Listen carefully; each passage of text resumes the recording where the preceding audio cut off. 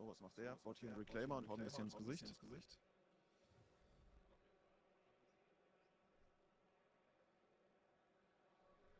Hello and welcome to Impact Returns 2023, the 10th anniversary of Europe's second biggest legacy event of the year.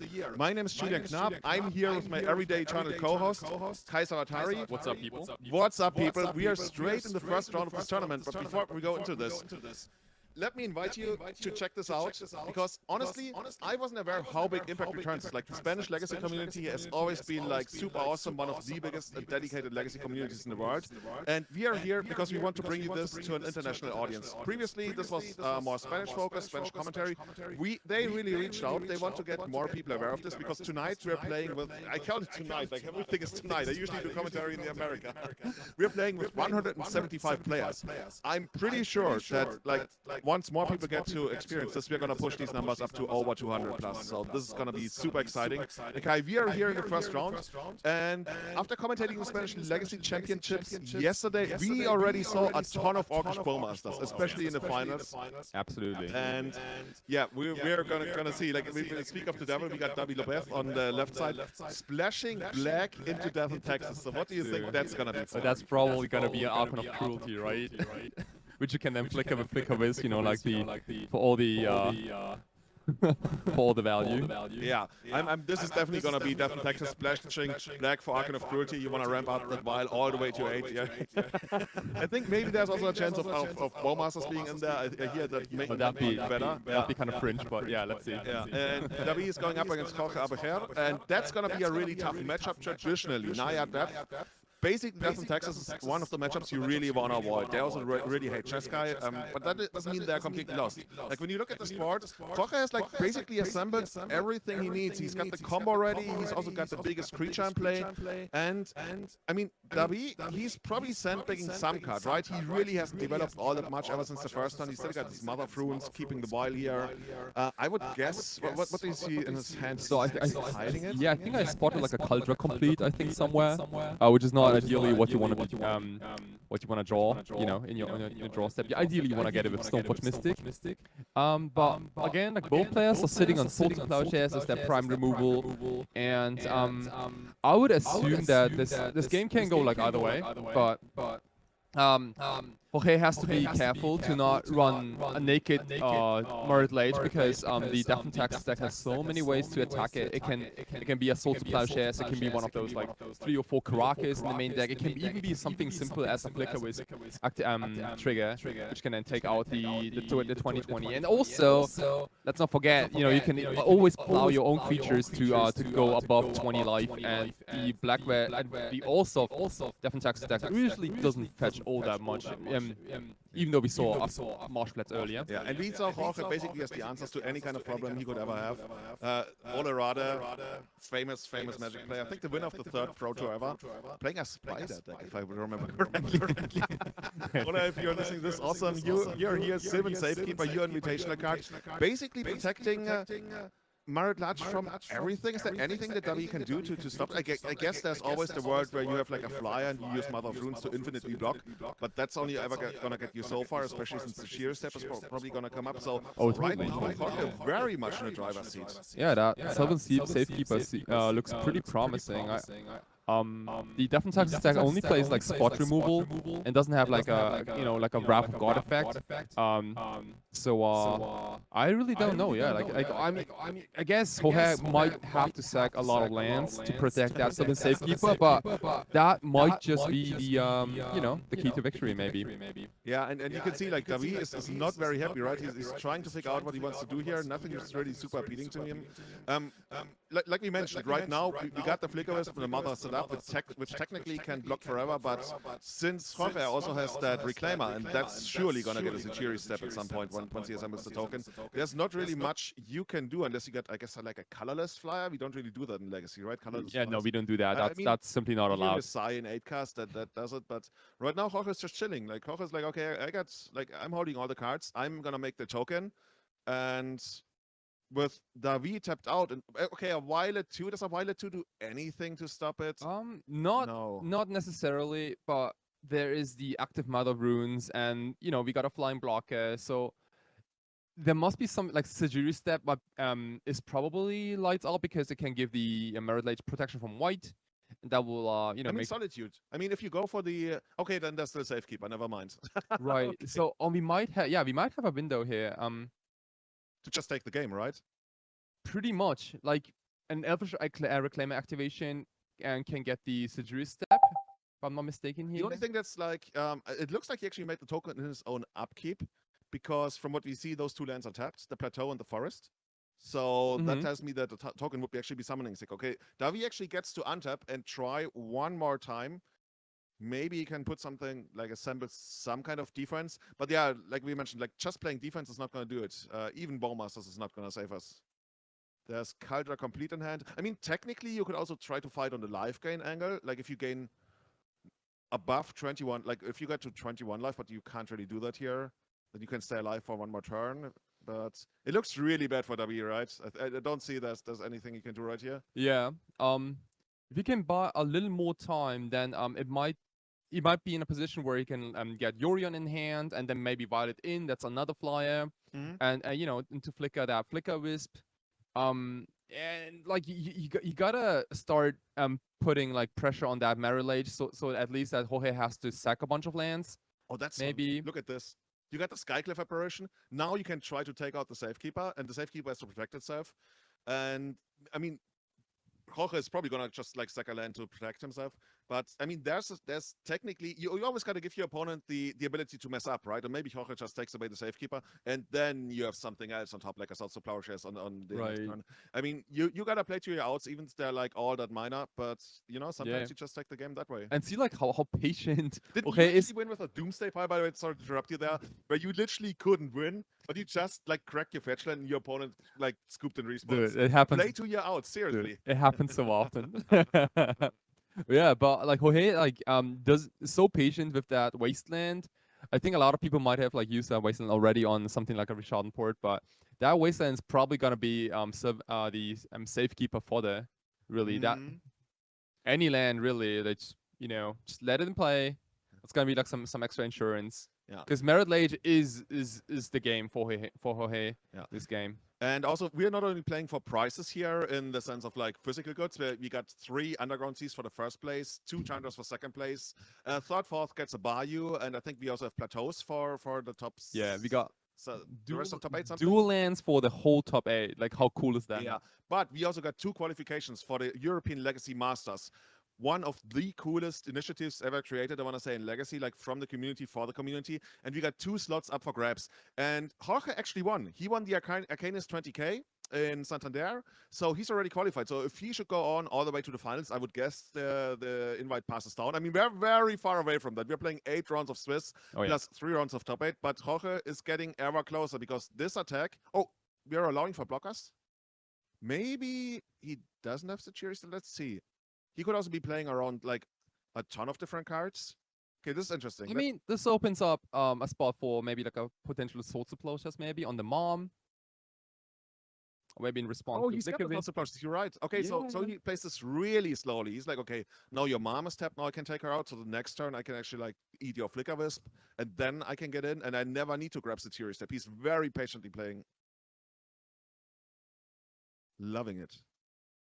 Also, thank you everyone for tuning in. And if you've missed the invitational from yesterday, the Spanish National Legacy Invitational, I hope I got it right. I want to like put it. That's basically the Spanish Legacy Championship with potential for international participation if you Right. qualified throughout the year in Spain, right? If you're a foreigner in Spain, you can also qualify for the Spanish Legacy National. So if you missed that event yesterday, and then you can go ahead and watch the VODs later. Obviously, don't go anywhere. Watch it after the stream. But follow the stream, right? That's the first step. You follow the stream, and then we try to get somewhere here. How many players are there? Chat is asking. We got 175. This is the second biggest legacy event in Europe of the year, and we are gonna make it even bigger. Like this is getting a lot more international now. Even just for the food, guys. Seriously, like the last 2 days, we had, I want to say, some of the best food I've had in my entire life. So even if you're just Yeah. like in for a food holiday, you come here, you check this out, and you play some Sweet Legacy. And honestly, like once again, the theme from yesterday continues. Jorge's deck is one of the most pimped out decks I've seen in my entire life. Yeah, I think like yesterday we saw I think we saw more Guru basics than non-Guru basics. Yeah, actually, right? yeah, Right? I'm pretty sure. I mean, I don't know what's up with those guru lands, but they're all in Spain apparently. yeah, they all gravitate towards Spain. That's where They, they they were also they were reign. yeah they were made here. Cool. So, by the way, what is that on that flicker wisp? Is that like in? I'm actually not sure.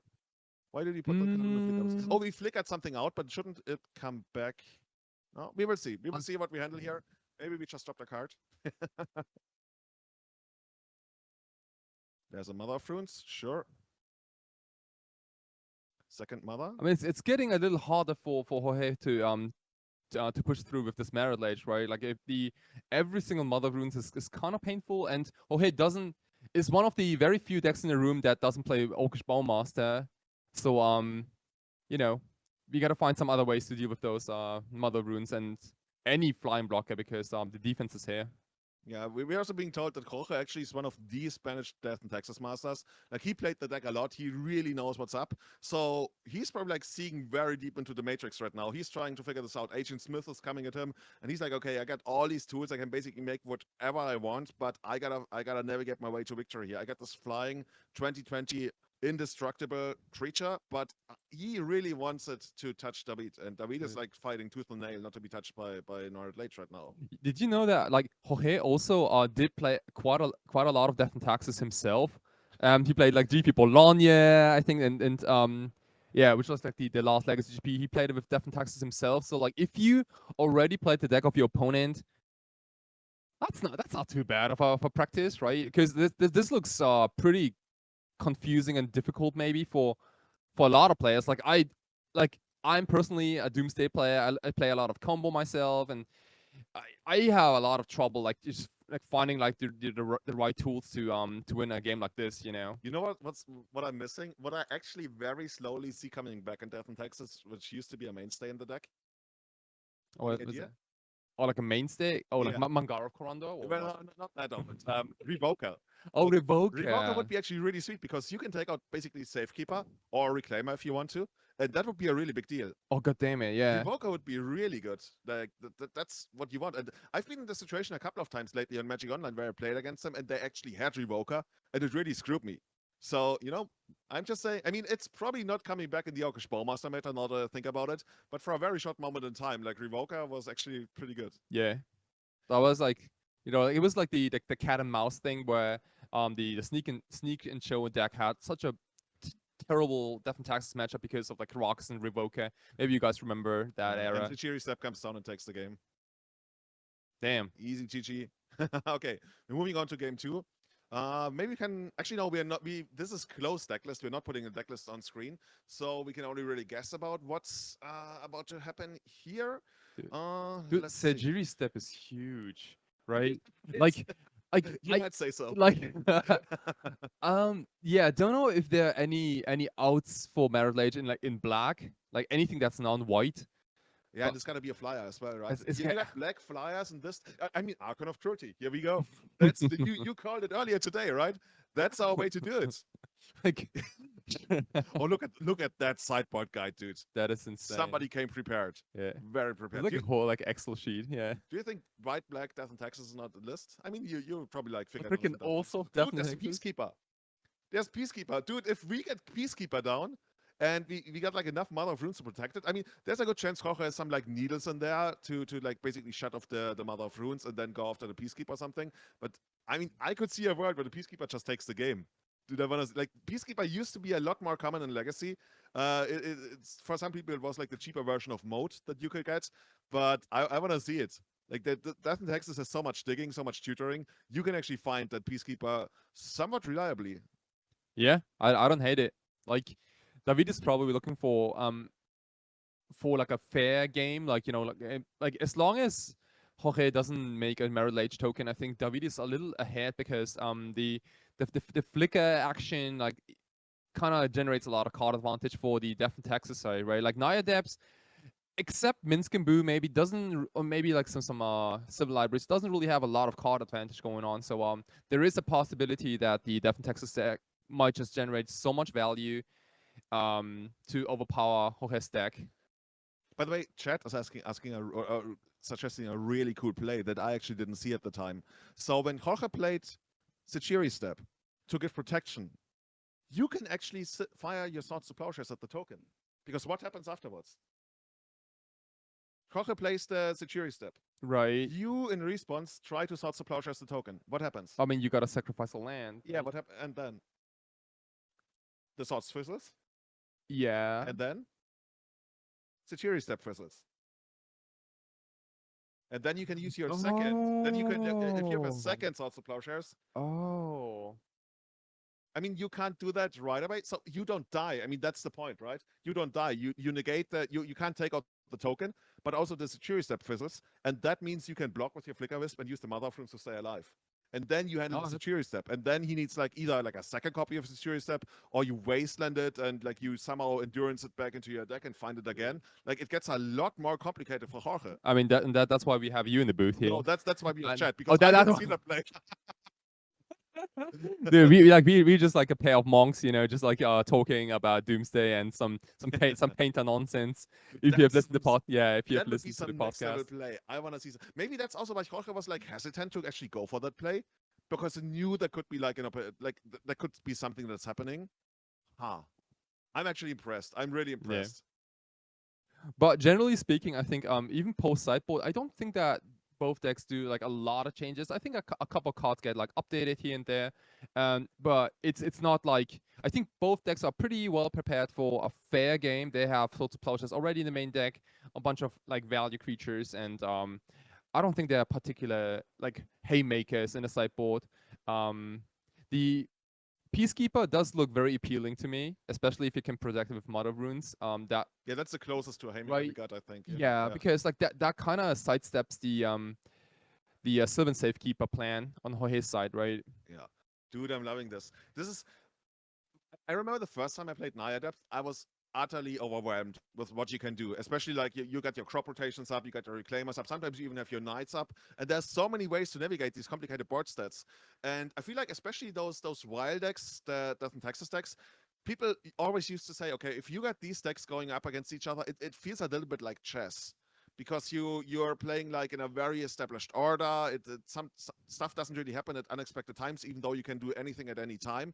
It's not like there's gonna be all that many like free spells, like Force of Wills and stuff. Your stuff is usually gonna resolve unless you make that sweet hex play against the tree step.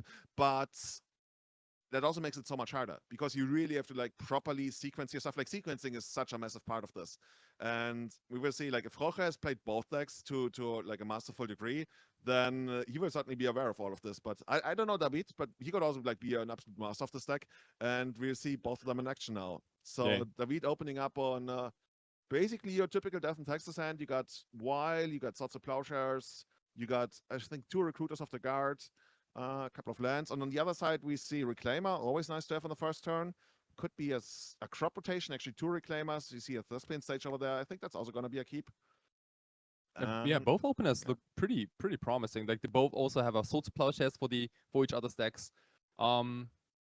This is probably not going to be a game where someone like runs away with something really quickly. It might be one of the more like mid-rangey, grindier games.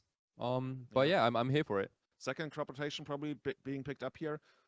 And as we go for the Reclaimer. And I mean, this is, I don't want to say your dream scenario, but if you open up with Wile, right, you want to Swords of Plowshares your opponent's first creature, and you want to wasteland them, and then like run away with a total advantage. There's no wasteland right now. There's also a case to be made. Sometimes you can just like sit on a wasteland, and a lot of like Naya depth players have told me if this is like a more grindy matchup, they actually enjoy it if their like normal lands get wastelanded, assuming they have more, of course. Right. Because then they don't have to play around all that many wastelands anymore. So maybe that's how David is going to navigate this once he finds a wasteland. But we will see. It depends on like how Jorge's mana develops. Etherval is such an annoying card to play against. It is so rough. Like some people call it like a Soul Ring. I think it's like Soul Ring with built-in Cavern of Souls and Flash. It just does so many things, and like and I feel like Etherval gets better and better with the years because the creatures also get better. So like like the things you can violin are kind of spooky, really. Yeah. We'll see. We go to 2 here. Like I feel like for Etherwild especially, the scary part starts at 3, right? 3 is just like where I feel like, oh, this is cheating on mana so hard, and all of a sudden, like, you have all these interactive creatures that could do something. By the way, shoutouts to the Final Fantasy X planes. Loving those, David. A man of culture, we can very clearly tell. I mean, both players really like look at how pimped out these decks are. Oh yeah, totally, totally. What's this gonna be? Like, we're fetching here right away for a second planes. What are we gonna play for 2 mana? Is this gonna be like a Stonefetch Mystic, maybe? So I saw a couple of recruiters in hand. If it was a Stonefetch, we wouldn't have shuffled. Oh, that's the storyteller. This is kind of interesting, right? It's not a very common and popular card in Death and Taxes. Especially because there are cards like Spirit of the Labyrinth, for example, where you kind of prevent players from drawing extra cards. And we gotta see what's happening with this stuff, but it has a lot of synergy with Orcish Bowmaster, which is probably like the main reason why David is playing black in the first place. Unfortunately, it's not Archon of Cruelty. I'm actually double checking the color of the token. It should be white, right? Yeah, it's a white token. Okay. We were speaking about like having non-white flyers to make the Fury step all that much harder to properly connect. But yeah, since the token is also not flying, right? So yeah, it is flying. It's not bad. It's actually kind of hard to deal with, and I don't know how many outs Jorge has to an artifact. Because again, like the longer the game goes, the more Orcish Bowmaster David's gonna find, and that will trigger the staff more often, and he will draw more cards, and that's exactly like the type of game that David is looking for, right? Like he's not looking for those like Merit Lage games. Like instead, I think he wants to go like slow and steady and just like one by one, get more card advantage in, and this is a tutor for an Orcish Bowmaster. Is it gonna be for Orcish Bowmaster? I mean, yeah, it gives you, like you mentioned, it gives you extra cards. I was wondering whether we are just like proactively just getting either more copies of Recruiter or maybe even Peacekeeper, but I guess we don't really want to reveal that right away. Man, I mean, if you're building up to Yorion and your opponent is on a very slow thing, then you might actually get Recruiter for Recruiter. Like, that's what we also did like against Control, like in the old days in Painter. Yeah, you go Imperial Recruiter for Imperial Recruiter for Imperial Recruiter for Imperial Recruiter. Okay, get the Flicker Wisp. I mean, it's also an engine by itself. It's not bad, yeah. Dude, the play you just described kind of reminds me of like the good old like Squadron Hawks. I'm just gonna get one at a time, just chain him. Unfortunately, no way to shuffle them back and get them back again with like Brainstorm of Chase or something. Yeah. But yeah, Flicker is kind of cool. Also allows us to flicker stuff if we want to. Allows us to flicker a Recruiter. And later on in the game, if you actually get to get Yorion off, you can actually build like this. Well, when I call it infinite combo, it's not like an instant infinite combo, but a combo over multiple turns, which is like a rare thing in Legacy, where you just like keep blinking your entire board with Yorion and Flicker Wisp and like get to absolutely obscene amounts of card advantage. So Jorge sitting on 3 Swords to Plowshares there, okay? We'll see where we can. I mean, yeah, this is 3 copies of Swords to Plowshares. This Remover Excavator, I think we saw, which allows you to play stuff from the graveyard. I mean, Jorge has the tools. He just like needs something to use them with, because right now you playing stuff from your graveyard doesn't really help you all that much.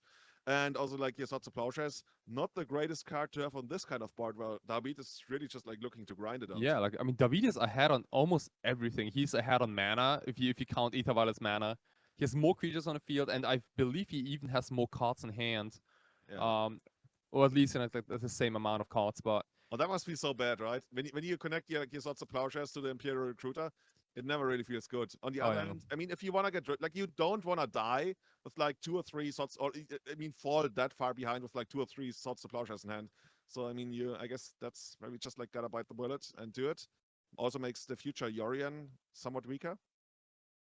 Is this gonna be like a random crop rotation, just like to get the mana base or something? I think Jorge just picked up a Sylvan Library, Ooh. which is not bad. Yeah. And I would not assume that David has like a Spirit of the Labyrinth, because that is not a card you would want to have in this matchup. Maybe you even sided out a few copies. That wouldn't be crazy. However, we of course at the coverage, like we see David's hand, and there are more recruiters of the guards, so they can potentially get something like a Spirit of the Labyrinth. But Jorge doesn't know it for now. And let's see, there are even games where you can't draw extra cards with Sylvan Library because your dive total is so incredibly low. And that can be achieved with something like a Caldra Complete of Stoneforge Mystic. Yeah. Right now, I wonder, this is kind of like where David has to make a choice. on the next recruiter? Do you go for something aggressive like the Stoneforge Mystic, or do you keep doing the grindy thing? And I really love the grindy aspect, especially like when people are masters of the deck and they are patient because they've seen the future, right? A lot of times, especially when I play other formats, I cannot see the future. I can see, if I'm lucky, I can see to my next main phase, let alone like to the next turn. And when people have that confidence and that calmness of like, okay, this is how it's gonna go. This is like my business plan for this matchup, and they just keep following it because they've been there like hundreds of times. That's just like, to me, that's, I don't know, for other people when they are really good at driving a race car, that's beautiful. I mean, okay, for me, that's just like, that's the beauty when people can see the future in Magic, and that's something I appreciate. And I hope that David is gonna show us how to see the future. David, please show us the future. Is it Orcish Bowmasters? Okay. Future of Legacy Orcish Bowmasters. It's been prophesized, right? Nice. We've Yeah, talked about this. that's a nice out, or like a pseudo out for Sylvan Library. You can draw a lot of cards. It's just gonna be hella painful. Yeah, it's gonna be insane. Like, is it gonna be like 5 damage, and then technically even 6 because the army grows? Like, oh, all of it. Like, you actually, I've been wondering, like, at which point would we not stop 7 library anymore? Like, would we still play 7 library if it was like 5 life? I think the 4 life is already really pushing. Four is a lot already. On the other side, like both decks play with Swords of Plowshares as the prime removal spell that makes players gain life. So it is not the end of the world, but it is still pretty rough. I don't know if we missed the trigger on the Storyteller, or maybe it's still on the stack as the Swords of Plowshares is on the stack, because it actually should get a token, right, for the Orc army. Oh yeah. Yeah. So let's see. Maybe all of this is still on the stack, and then see. Okay, now we got it. So everything was still happening on the stack. Cool. Magic, best kind of Magic. Everything on the stack. Even if it's just like a white tap out deck against a non-blue deck, we still like build actual proper stacks. Flickerwisp. Did Flickerwisp go after the for the Bowmaster? Yeah, I would think so. Because that I can't see it anymore. There was an attempt to plow it, which is obviously something Jorge probably had to do. So many Swords of Plowshares, and that Bowmaster being a kind of like the Sylvan Library is really like all Jorge has got so far. So I would guess the Swords of Plowshares was actually done on end step, right? Which means the Flickerwisp also came in on end step, which means the Sylvan Library is actually free to do its thing for a turn because the Bowmasters only kind of come back at the end of Jorge's turn. But on the other hand, I mean, that puts another counter on Sylvan Library, right? When that Bowmaster comes back on Sylvan Library, on Storyteller. So once the Bowmaster comes back, Staff of Storyteller goes to 2, and we can even draw a card on the end step. We got the white mana to do it. Yeah, the value is here. So many additions to Legacy over the last year, seriously. Like, we talked about Stuff of the Storyteller on our podcast, right? And we were like pretty convinced that this is actually a really good playable card. And yeah, looks like it's also made its way into Death and Texas here. Drawing the extra card at the end of turn. Okay, the end of turn should have brought back the Bowmaster, right? Boom. Oh, there it is. Oh, dude, camouflage. I didn't even see that upside down. Oh, and yeah, that's actually not going to put another counter on the Storyteller, of course, because we grow the army, but we don't make a new army, right? Yeah, the army had to die, in order to, it just gets bigger. But those are, we saw some gigantic armies yesterday on screen. I think we saw like a 6/6 Orcish army at some point, and I think it was even like in the finals. Yeah, people are going crazy with those Orcish Bowmasters. Dude, check this out. This is 7 damage. Like, Jorge is down to 9. He's almost dead to the next attack. Also, interestingly, even if you activate Sylvan Library just to see the cards, and then you put both cards back, there's still going to be 2 Bowmaster triggers. Because you do actually draw the card, even though like we don't actually draw the card in physical Magic, because then we can't distinguish them from the rest of our hand. Like, people usually resolve Sylvan Library like a ponder. Like a ponder, yeah. They hold it like next to them, and then they just put maybe 1 card. Right. But technically, you are actually drawing 2 extra cards. So even if you don't keep the cards, this is pretty disgusting. Yeah, and I think Jorge has seen enough. It's just too much air force on David's side, and this is a good example of a game David wants to play like all day long versus Jorge. Just never let them have a reclaimer online. Try to minimize the damage of crop rotation, things like that, and just gum up the board with all sorts of flyers and things like that. Yeah, it also looked like David was like pretty safe all the way throughout it. I think he had like a Solitude in hand. Yeah. He had a second Recruiter, which like in a pinch could also just like straight up grab the Peacekeeper, which, I mean, he doesn't know, would have probably traded for the third Swords of Plowshares. But yeah, we will see. We saw Jorge bring in at least 1 extra copy of Force of Vigor, which honestly, like, I can see how the card is going to be good, especially on the play. Like, when you take out the opponent's other while, like stuff of Storyteller, maybe even before it becomes active. Yeah, that should make for some good trades. Whom do you like in the third match here? Um, Generally, I would say the Death and Taxes deck, just because it has so many outs to Merit Lage, and Merit Lage is like, if you play Naya Depths, you there's a reason why people pick up Naya Depths and not Maverick, right? Because Whoa. Sorry to all my Maverick like gamers out there. if you can reduce Naya Depths to a Maverick deck, then that is like probably the place where you want to be. Okay. On the other hand, Naya has also access to something like Minskimbu, which I think is really appealing in this matchup. Well, is it though?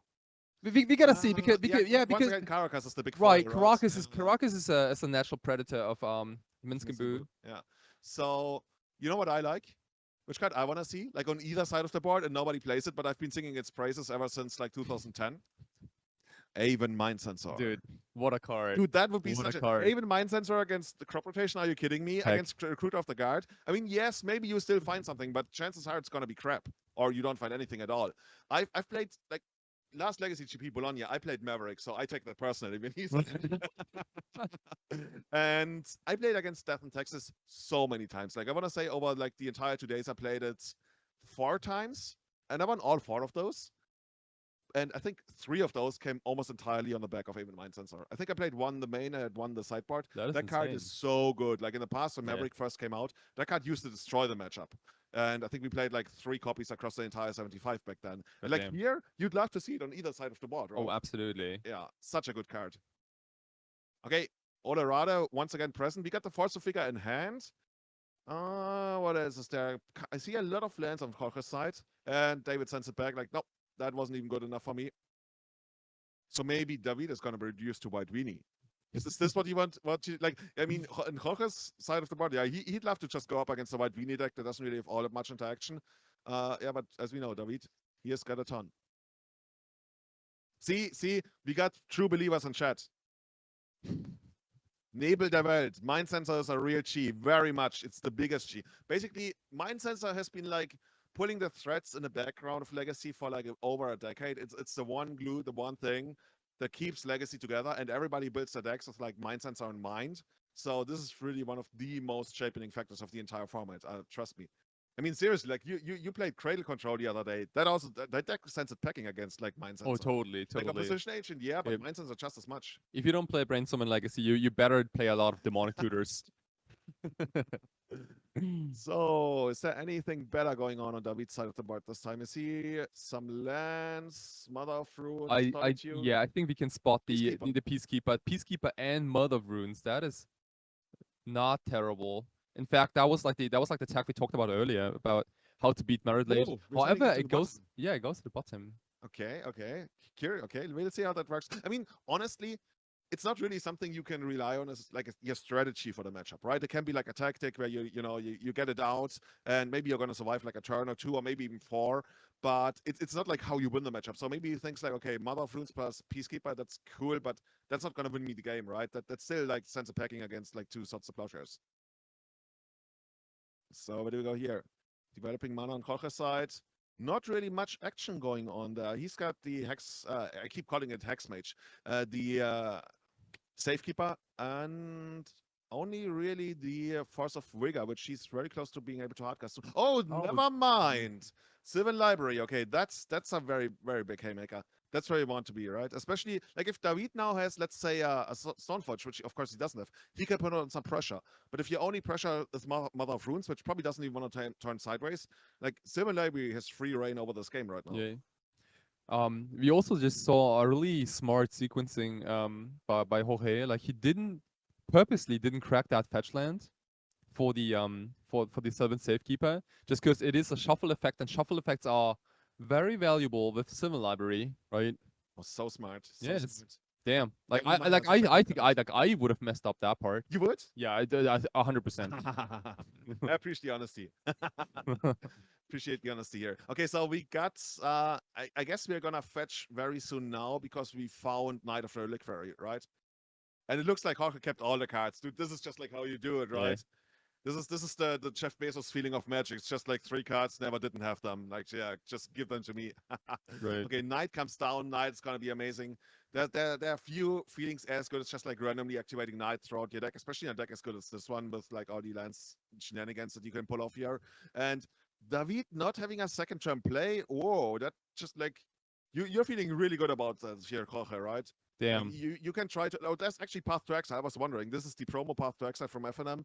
You would think that's what's going on. And I think here, I think I'm actually happy to sacrifice a land here. Yeah, you can consider sacrificing a land. That also grows both not Reclaimer just yet, but one more land and Reclaimer is a 3/4. The Night Reliquary obviously grows with every land that goes to the graveyard. This is some nice synergy. Oh, And we're passing again. No play. So brutal for David. Had to mulligan to a 6. That doesn't really look all that good right now. I think he's got another Solitude. But as you mentioned, right, especially against Seven Library, the spot removal is not really gonna get us there. It's like if you keep trading 1-for-1 against this deck, it's the synergies are gonna take you out. And yeah, Jorge is just chilling here, right? He's like, okay, I got these creatures. He can even just like start going to face. I think we're probably gonna yeah, see that like one maybe that wouldn't be crazy, activation isn't it? of Yeah. Knight before it starts going to town. There's a second Knight. Dude, it's Knights galore. This is the Middle Ages all over again. Let's do some jousting. Do it, Jorge. Give me more Knights. Knight Reliquary fills my heart with happiness. I want more. Okay, we got this one. Dark Depths making mana. Yeah, this is like rough. Like Jorge already winning the fair game, and now he is like the threat of a potential Merit Lage as well. That's because David's still like sitting on that solitude, and that solitude really has to make a decision, right? Like, is it gonna go after a potential Merit Lage, or does it have to take down one of those like gigantic knights, maybe? Yeah, this is too rough. By the way, there should be 10 ice counters in Dark Depths, right? I guess that Oh doesn't yeah. like tells us Jorge doesn't even have like any intentions of like properly using that for the combo. He just like can go to town with Yeah, it's like knights. not in Spain. Like in Spain, they enter the battlefield without ice counters. It's actually hot summer here. Oh, dude. Yeah, it's Yeah. this morning, so it's a little cooler than yesterday, but it's hot degrees outside.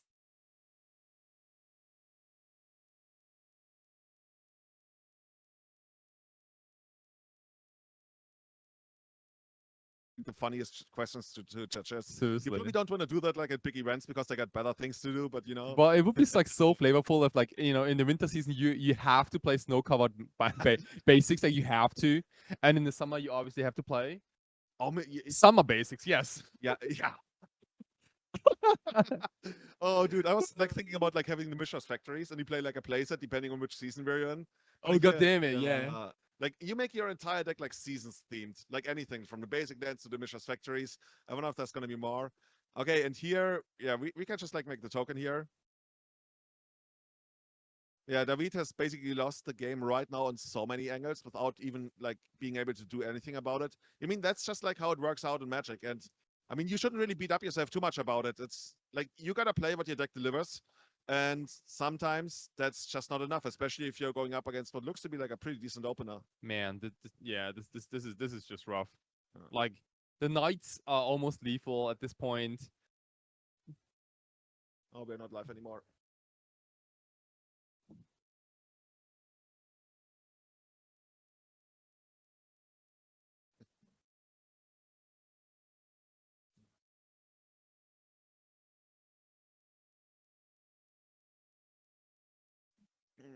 Honestly, ich springe mal ganz kurz zur Toilette, ja? Ja. Ich bin gleich wieder da. Okay. Alles klar.